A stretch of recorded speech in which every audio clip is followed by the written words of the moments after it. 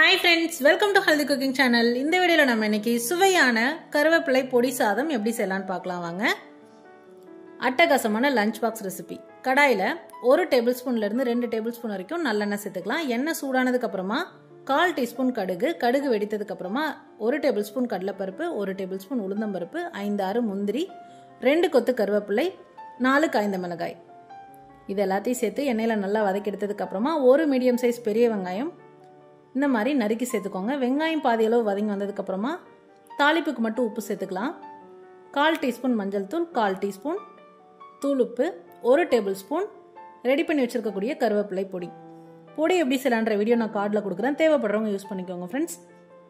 பொடி சேர்த்துட்டு லைட்டாக கலந்து விட்டுட்டு ஸ்டவ்வை சிம்மில் வச்சுட்டு நல்லா வடித்து ஆற விட்ட சாதம் உதிரி உதிரியாக இருக்கும், அதை எடுத்து நல்லா கலந்து விட்டுட்டு கலக்கிக்கோங்க. சூப்பரான கமகமான வாசனையோட கருவேப்பிலை பொடி சாதம் ரெடி ஆயிடுச்சு. உங்களுக்கு சாதம் கிளறும் போது சப்போஸ் ட்ரையாக ஃபீல் ஆச்சு அப்படின்னா 2 டேபிள் ஸ்பூன் அளவுக்கு நல்லெண்ணெய் விட்டுக்கிட்டீங்க அப்படின்னா ஃப்ளேவரும் சூப்பராக இருக்கும், டேஸ்ட்டும் நல்லாயிருக்கும், சாதத்தோட டெக்ஸ்சரும் சூப்பராக இருக்கும். கூட எந்த கிழங்கு வறுவல் வேணாலும் வச்சு பரிமாறலாம். ட்ரை பண்ணி பார்த்துங்களா கமெண்ட் மறக்காமல் சொல்லுங்கள் ஃப்ரெண்ட்ஸ். இது போன்ற ஹெல்தி ரெசிபிஸ்க்கு மறக்காமல் ஹெல்தி குக்கிங் சேனலை சப்ஸ்கிரைப் பண்ணுங்கள்.